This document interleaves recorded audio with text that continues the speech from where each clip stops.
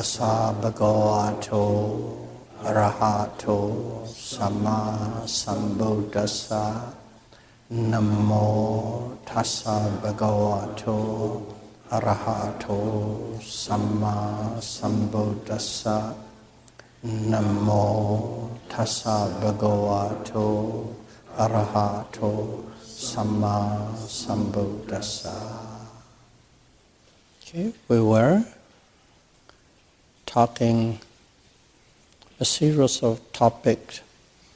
Mainly the objective is how to make our meditation deeper, deepen, and the 5 controlling mental faculties develop firmer, stronger, and sharper. How to do it. And there, first and foremost, when we practice, we have to incline our mind towards the cessation of all phenomena, nama and rupa. And after that, along with it, we must observe seriously, respectfully, and penetratively. And that process has to carry on to the point that we can observe every observation without a break and a gap. So those are the 3 important points. And under each heading, we have many subheadings we discuss. Along with it, different aspects of Buddhism are also discussed. So last week we were talking how to observe without any breaks and any gap. And while doing so, one word came up. That one is sampajanya. Sampajanya. In general, it is known or translated as daily activities, general details, common sense within the framework of non-hurting, harming, helping, saving, loving kindness and compassion. Within that framework, you use common sense to do things. These kinds of renderings, we can see it. So in this sampajanya, what we say as daily activities or general activities, okay, that's just one word.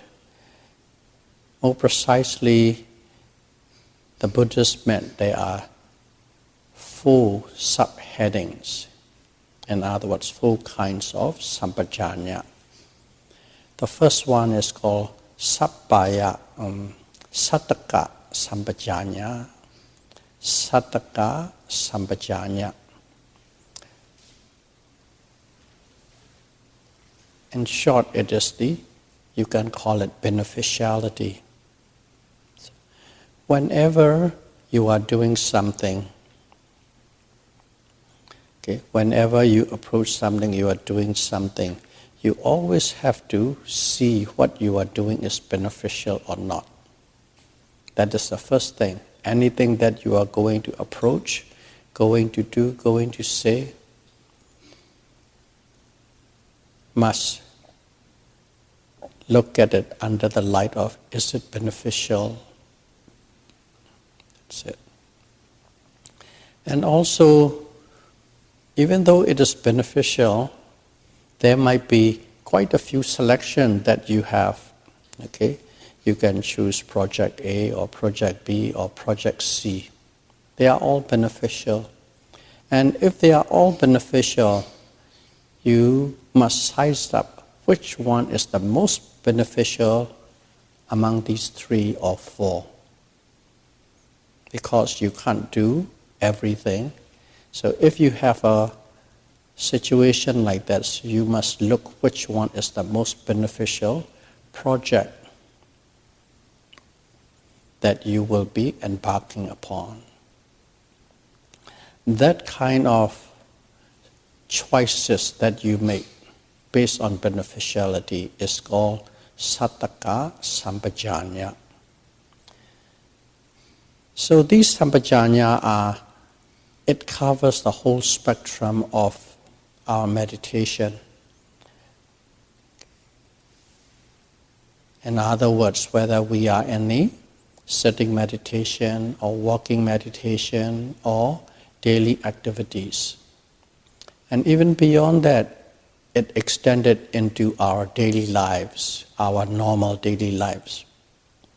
Because we cannot be meditating at all time. We still have to walk, make a living, and so on and so forth. So it covers every aspect of it. So don't think only about meditation. In your daily life too, you see every day, and you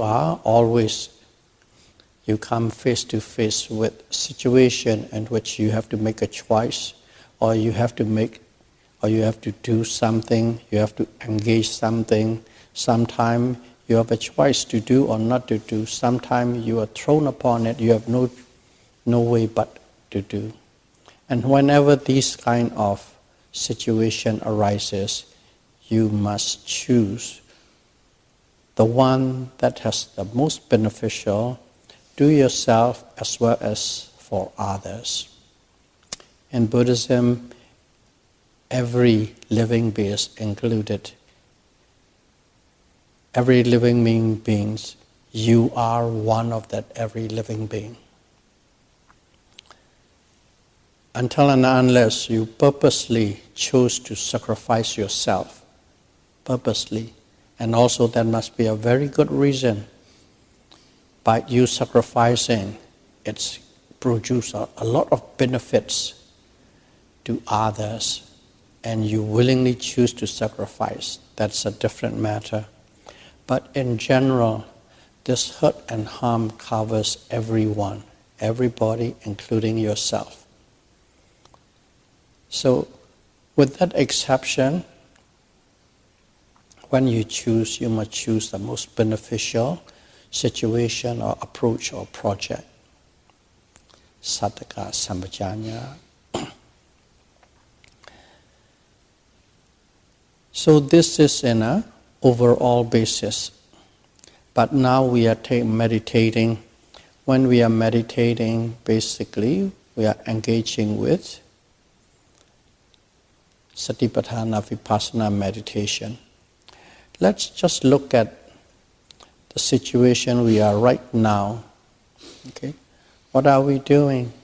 Every week on Tuesday, okay, we come here from 7 to 9 and we practice this meditation. Of course, we all know how to practice and we can practice at home. We don't have to come here. That's another choice too. And at the same time, when we come here, what's the difference? You have a sense of community. A sense of community. Just by being here, there's an energy going around, supporting each other. In other words, one is encouraging the other. One is inspiring the other. And we can look each other, one another, and see how each behaving, talking, meditating, and putting effort. Because of that, you have a lot more mental support. That mental support that you won't have if you just sit at home and meditate.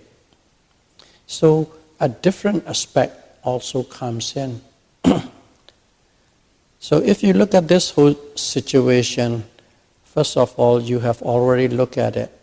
I can stay at home and watch a TV or entertain somebody or talk on the telephone or read a book. But you set a time and a date and a time to come here. You have two choices, or there are many choices. Among them, you decided to come here and meditate. In other words, because you decided it is more beneficial than doing other projects. That is a beneficiality. You already embark upon the Sattaka Sampajanya. And even this meditation, you can meditate at home or you can come and meditate here. By coming and meditating here, it is not only that you are doing it for yourself, it also support, encourage others. Very simple word.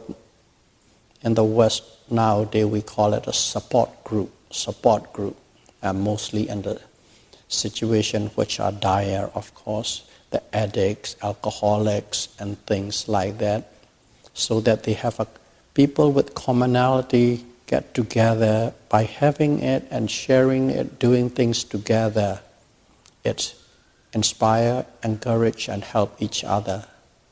It is not necessarily for the negative situation, also positive situation like this. Okay, practicing, okay, sharing loving kindness, and then listening, talking to Dharma. That one too, you can still, even in a positive sense, you can have your support group, a group who are mindful. One of the factors, the Buddha said, how to develop your mindfulness by associating with people who are mindful. Another one is by not associating with the people who are not mindful. Number 3 is by inclining your mind to be mindful and also to be in a state of sampajanya. Those are the 4 things the Buddha enumerated how to develop your mindfulness. So that's what we are. We are being here together is being together with the people who are mindful and also not be with the people who are not mindful, and we are supporting and encouraging one another. That is, you have purposely decided to come and perform this action. This action is in total compliance with Sattaka Sampajanya. Why do you do that? Because you consider this is the most beneficial to do. That is the perfect example for what we are doing for Sattaka Sampajanya. So that one, that's for meditation. But in anything, everything in your life, whenever you have choices come face to face, you choose the one that has the most benefits for all. So that is what it means by Sampajanya. 1, choice to make. In other words, you always have to choose a project that is most beneficial. Choice or choose a project that is most beneficial. Because we always have choices. And secondly, it's called Sappaya Sampajanya. Sappaya. Sappaya is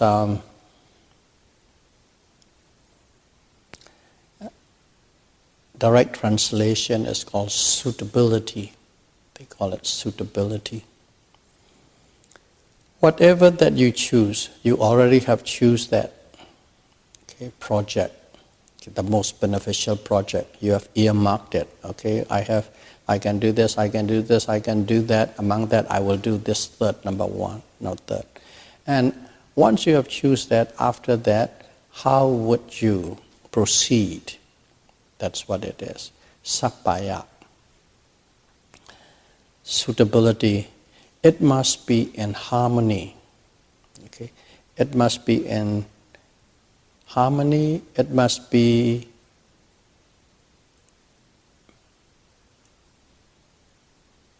fit well with your environment. That's whatever that you are doing must fit very well with your environment, with your surrounding. That's what it means.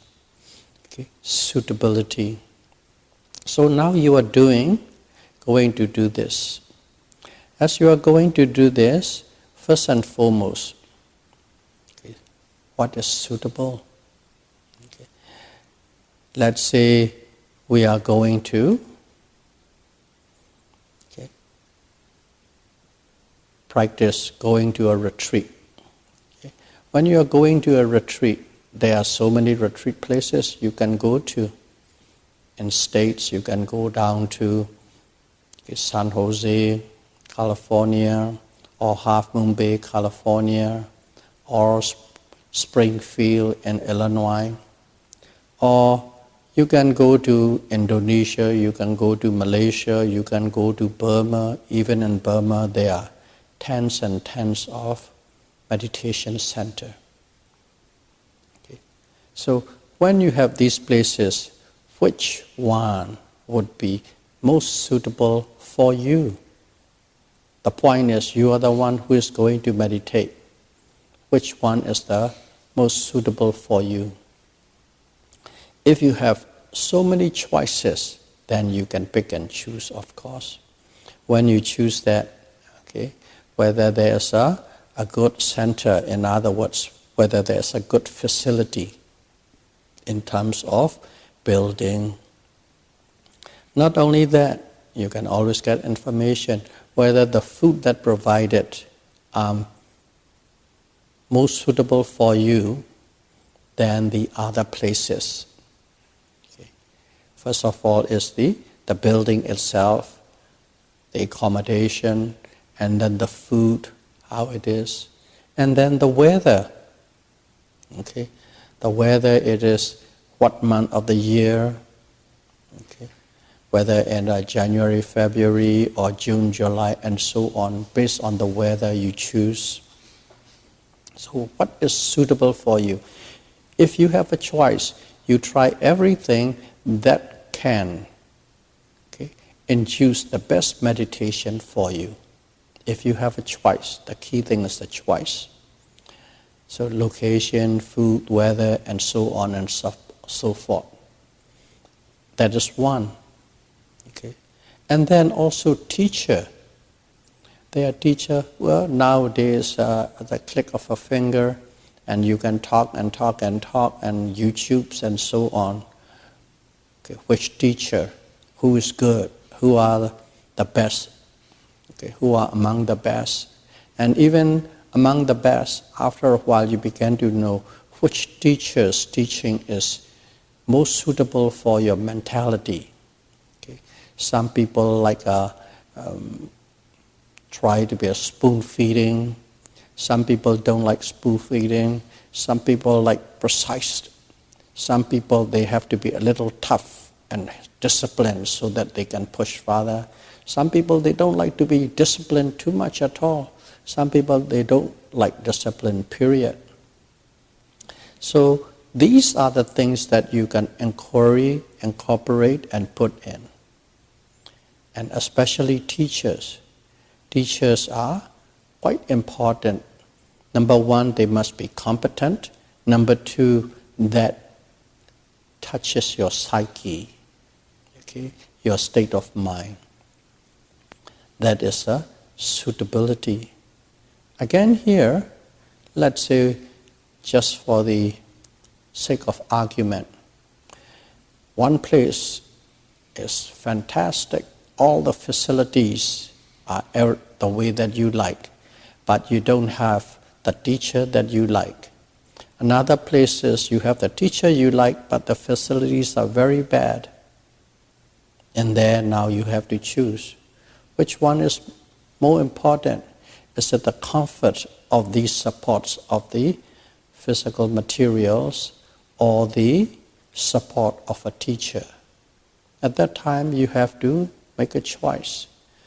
It goes back to the first one, beneficial. Which one that you choose will be more beneficial? In this case, on my personal view, a teacher is more important than all the facilities and the comfort that you can get. So it is not that one at a time. Sometime from the first beneficiality come down to suitability, and then from the suitability it goes back to the beneficiality as well. So in other words, places, okay? Locations and places, and also what year, that is the time, and then the teacher. In other words, suitability in terms of times and space. Time is what time, when, what. Space is which country, okay, what center. And then the people. The peoples are the teacher. So when it comes to suitability, it is time, place, and people.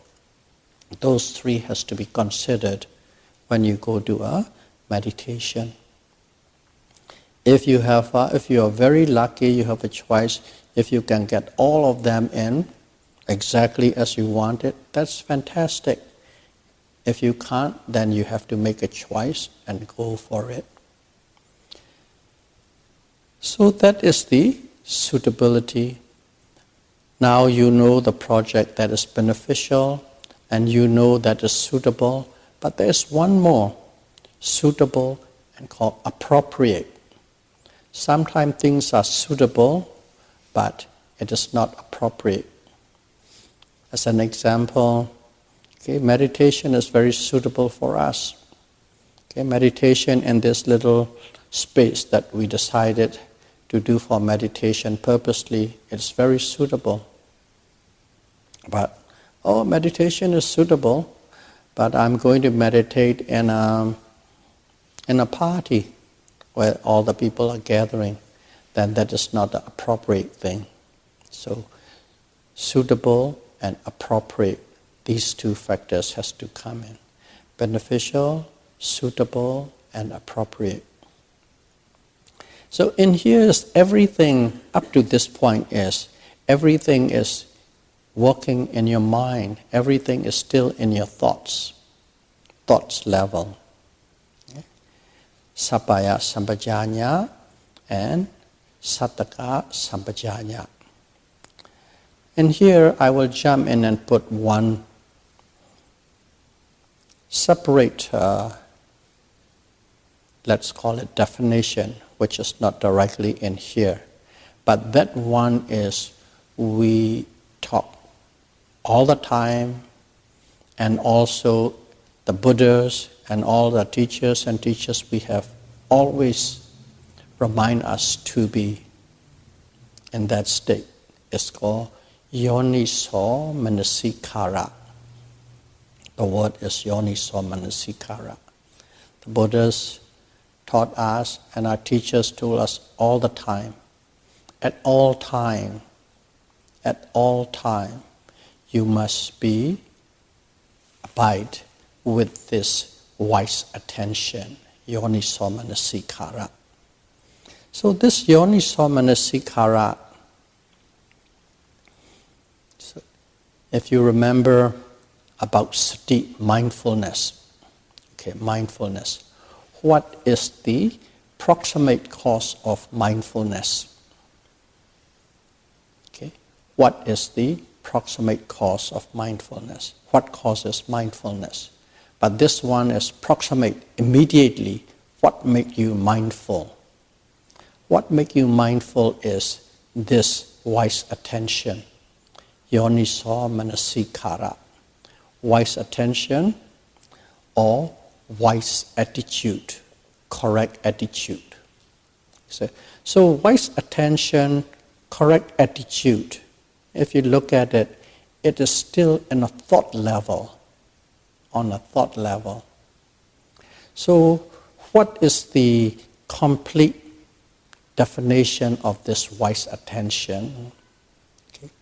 Complete definition of wise attention is you always are engaging with something, an object, physical object, mental object, people, situation,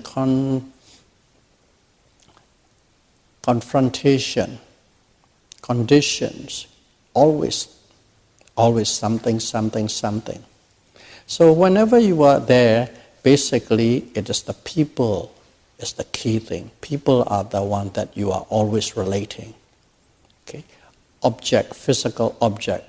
They don't respond. They are simply as is.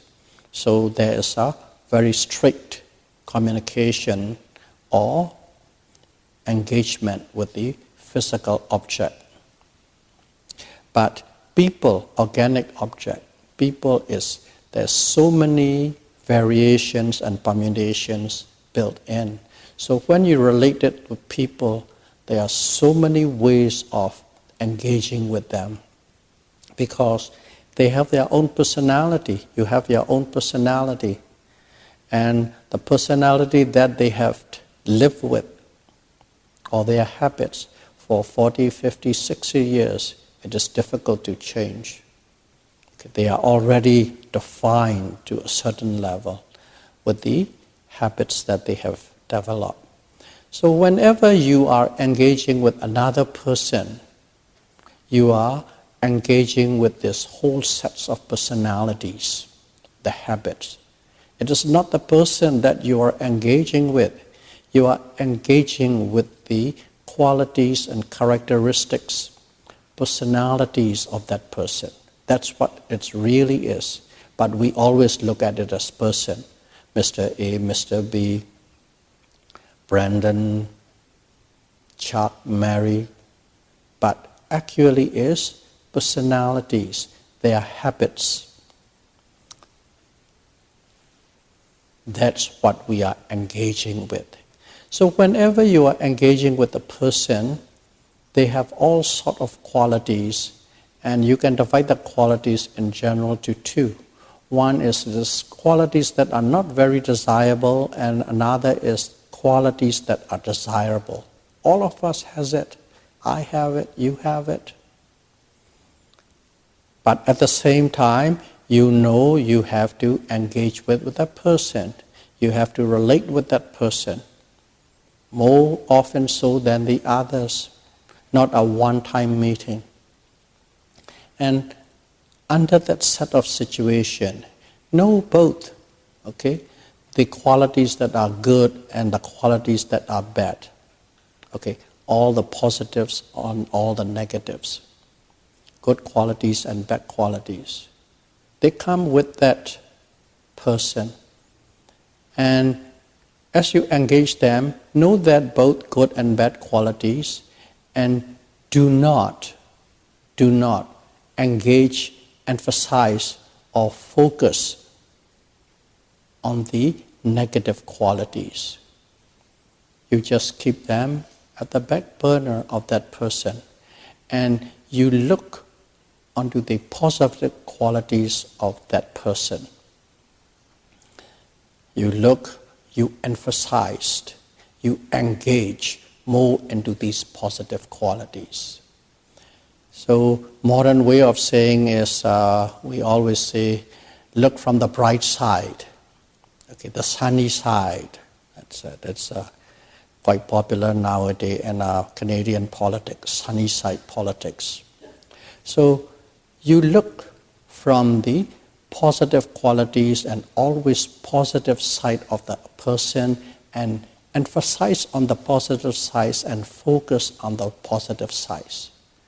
Don't emphasize or dwell on the negative sides. That's very important. Dwell on the positive side of that person. Don't dwell on the negative side of the person. That is the first one. The first one, that is more of a general. You already have divided into the two zones. And after you have choose to involve with the positive side, and then there might be an instance right now, something that you are doing, it becomes more specific. On that specific, okay, look for what is the most beneficial that you can do with. As soon as you involve with the positive side, whatever you are doing will be beneficial. That already come. And there, how can you maximize the best beneficial aspect? And also choose the suitability and appropriate. Is it suitable to do now? Is it suitable to do this? Is it appropriate to do this right now? They are all on the thought level. Looking from the bright side, choosing the beneficiality, suitability, and appropriateness. They are still in your thought level. That whole spectrum is called wise attention, yoniso manasikara. Okay? So in every instant, every moment that you are engaging with anybody and everybody, you must have that attitude. Okay? Focus on the good qualities. Choose the most beneficial, suitable, and appropriate to engage with that person at that moment. Talking is a long time, but when you are practicing, it becomes easier and easier and easier. Sometimes instantly, intuitively come out to do what to do with that person. When you become very skillful, that's how it becomes. But whenever you have that mental state of sunny side, beneficial, suitable, and appropriate, when you have all these things right there, that moment is called mindful. That's mindfulness. When you are approaching, thinking, putting things in order in that way is called you are being mindful. When you are mindful, you have all these qualities. When you have all these qualities at the moment, you are being mindful. They are together, one and the same. Definition of mindfulness in one presentation. It's a definition of yoniso manasikara. That's why it is said, yoniso manasikara, wise attention is the proximate cause of mindfulness. So it is the side step, but still we are talking about beneficiality, suitability, and appropriateness. Before that, one little extra one is under any condition, always try and focus on the bright side and the good quality. Don't emphasize and focus on the negative quality. All combined together is called yoniso manasikara. Wise attention, wise attitude, correct attitude. Okay, so after that we will go back to our sampajanya. We have two already, Sattaka sampajanya and Sappaya sampajanya. The third one is called Gosara sampajanya. Gosara sampajanya is, direct translation is the domain of a meditator. Okay. Direct translation in a meditation set. Gosara sampajanya, domain of a meditator. But in a larger, more general way, I would like to translate like this: full commitment. Full commitment. You have choose all these beneficialities, suitability, appropriateness, and now you are going to put into action. When you are going to put into action, you don't do haphazardly, you don't do superficially, you totally commit yourself. I'm going to do this from the beginning to the end without wavering. So that is the way I would like to present this Gosara sampajanya. In a precise translation, Gosara means domain. Okay, domain, sampajanya. You have to be very skillful in choosing the domain. So in here is, if you choose a project, you have decided and you put your best effort and execute it and see it from the beginning to the end. Regardless whether it's an easy job or it's a difficult job or supremely difficult job, that you have to persevere and persevere and persevere to overcome it. That is Gosara sampajanya, domain of a domain of a person. Gosara is domain. But of course, for a meditator, it's called domain of a meditator. Domain of a meditator is now you know exactly, you have chosen the most beneficial to practice Vipassana. You have chosen the meditation center. You have chosen a good teacher. You have chosen a time. You go there and now you are going to meditate. That's it. The first three have prepared for this one. And now you are in a meditation center and you are meditating. While you are meditating, basically you are going to meditate without taking a break and a gap, according to the system or instruction of each technique. We all know our technique is. Our technique is quite demanding. Whatever period you decided, from dawn to dusk, from the moment you wake up till you fall asleep, without a break and without a gap. While you're doing sitting meditation, full time. Don't even take a little mental break by going purposely or not purposely, sometimes allowing yourself to go into a little trend of thought. Because that gives you a little break. You don't do that. Walking meditation, the same thing. And especially in the daily activities, you try to make sure preceding and the succeeding objects are continuous. Even though they are not in a deep meditation, not penetrative deeply, but you make sure that whatever level is always connected. So for the 2 months or 3 months or 6 months you have decided to choose, you practice without a break and a gap. In other words, every waking moment of that retreat period, you are always in the constant mode of mindfulness, to put in a different way. Constant mode of mindfulness. Sometimes very deep, sometimes not too deep. But regardless, you don't allow yourself to take a break or to personally give yourself permission, a gap. That is being living in the domain of a meditation person.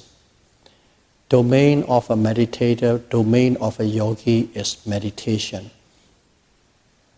In that meditation, you live that way. So what are you doing?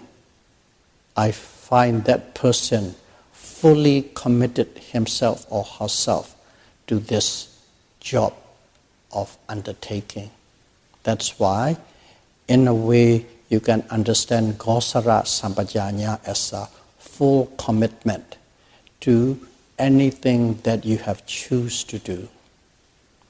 Whether it's a meditation, or whether it is a paper or presentation or dissertation, or whether it is a construction, or whatsoever that you have decided based on beneficiality, suitability, and appropriateness.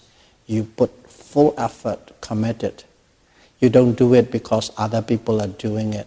You don't do it because other people twist your arm to do it.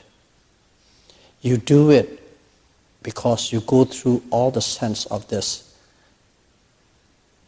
The first phases, yoniso manasikara, and then you embark upon that project. That kind of situation.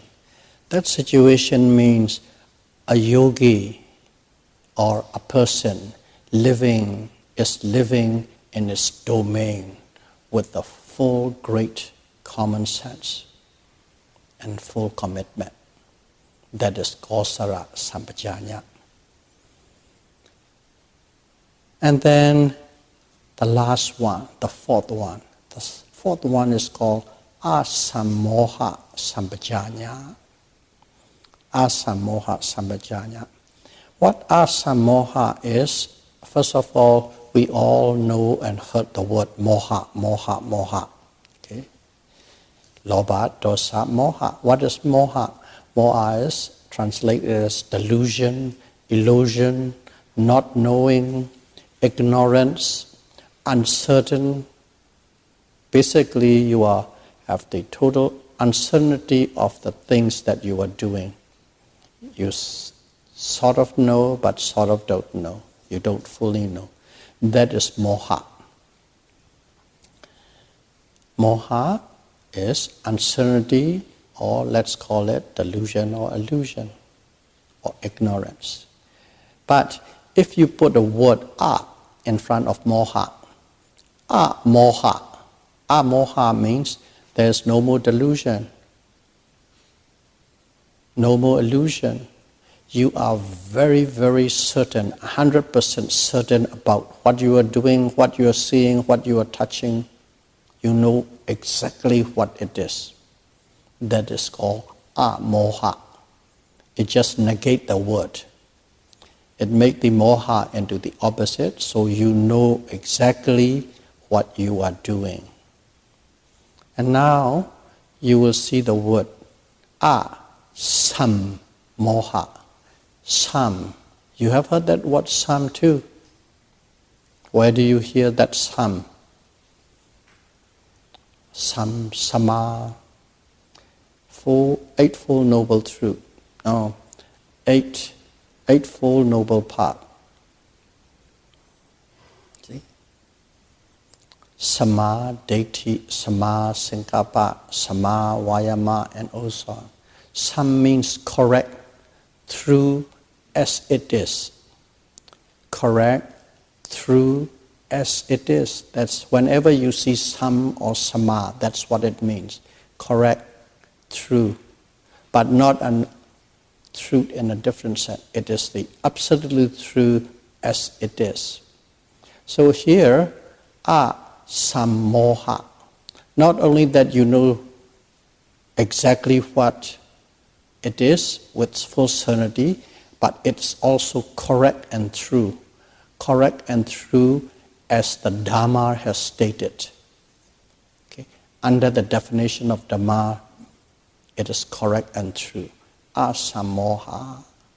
You know exactly in accordance with the Dhamma of the object or situation or phenomenon you are observing. That's called asammoha. Asammoha sambhajanya.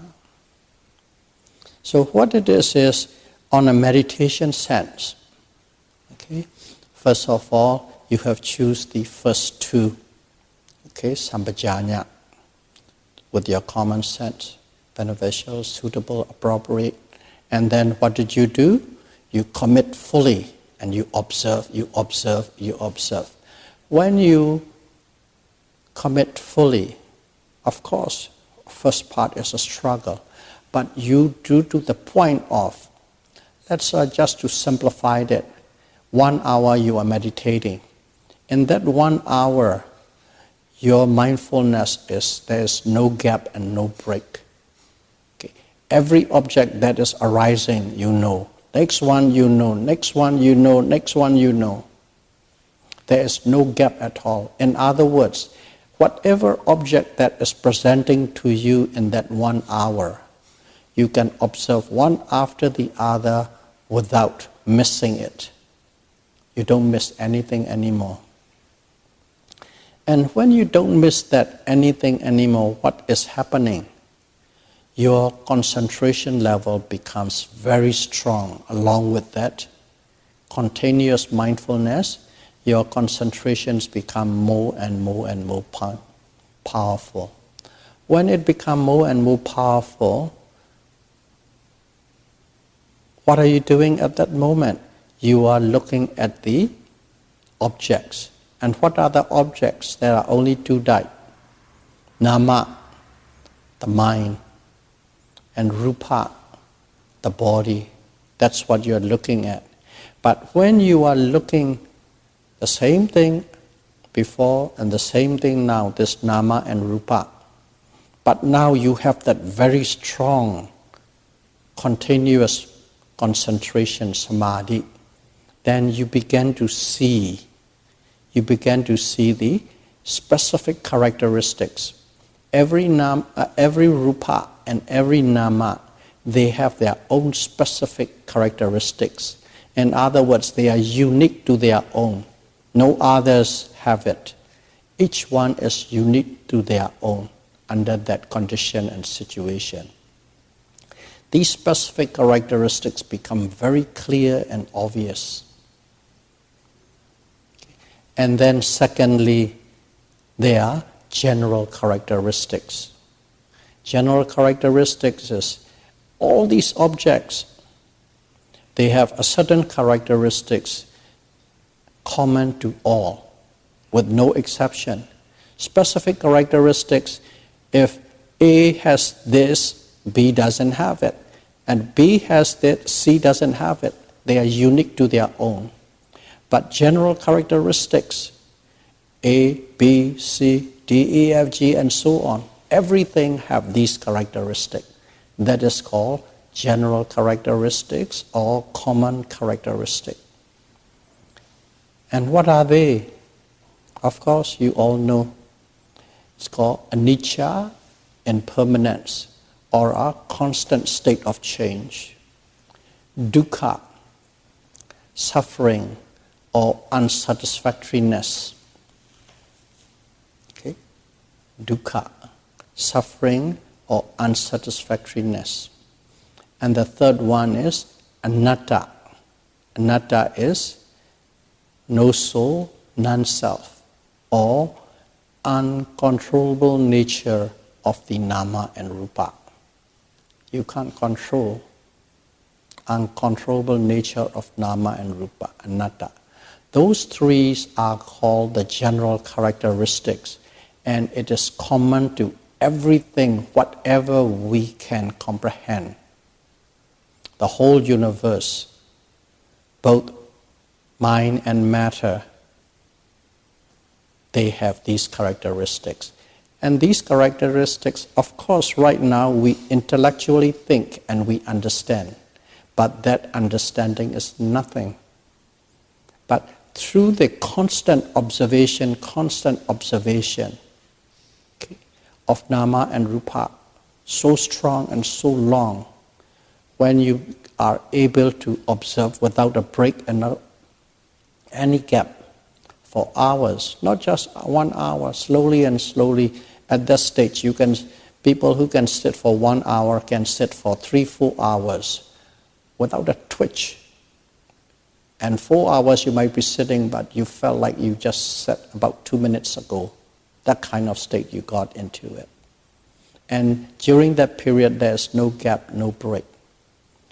And when you are able to meditate in such a fashion, that anicca, dukkha, anatta, impermanence, unsatisfactoriness, and uncontrollability nature of nama and rupa, it becomes a part of you. You are it and it is you. Because what are you? You are nama and rupa.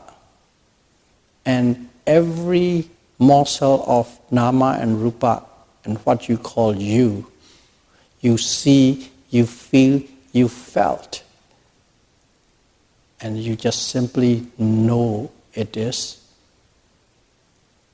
ever-changing.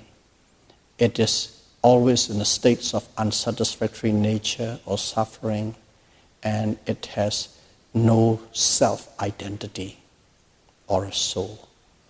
You felt it in every morsel, every cells in your body.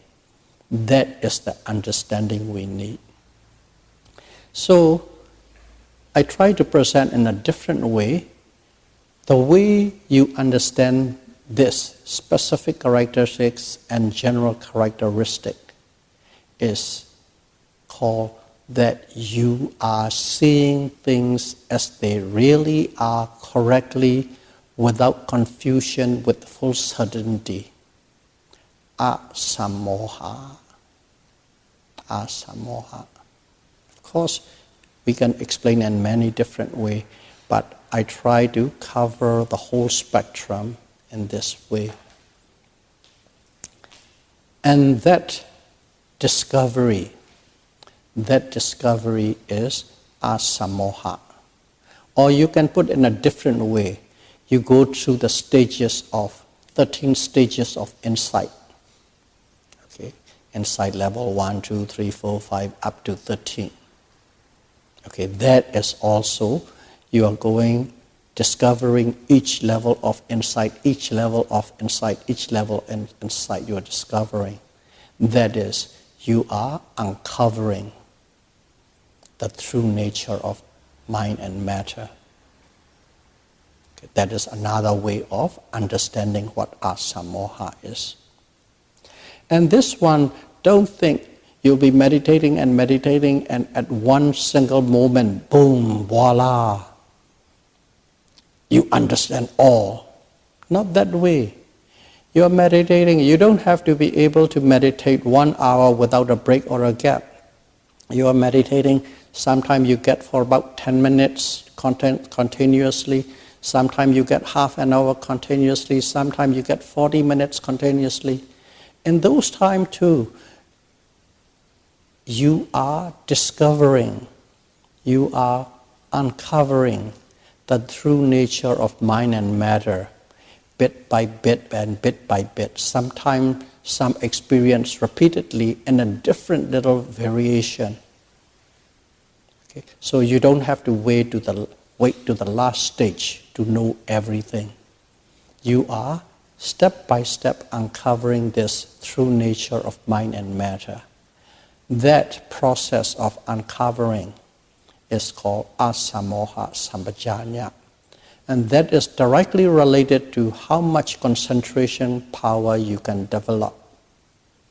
And that concentration power you develop is how strong the momentum of your mindfulness is.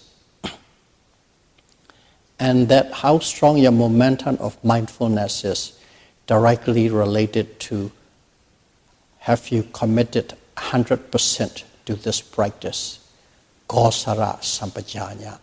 So among these four, Gosara Sampajanya is the most important part of it. That is the actual work. The first two is to put your mind into a certain state, to prepare it. And number three, Gosara, to live in the domain of a meditator, is the most important aspect. And when you can practice without a break and a gap continuously for hours, for days, then this uncovering of the truth or the true nature of mind and matter unfold by itself. You don't have to look for it. So those are the four sampajanya. In general, we just call it daily activities.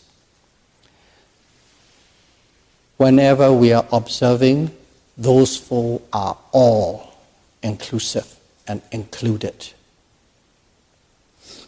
So may all of you be able to practice Satipatthana Vipassana meditation correctly and precisely, and may you be able to practice and meditate without a break and a gap, and uncover the true nature of mind and matter as soon as possible. Sadhu, sadhu, sadhu. Buddham pujami.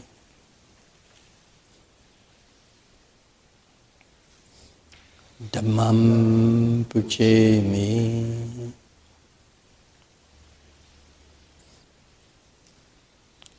Sangham pujami.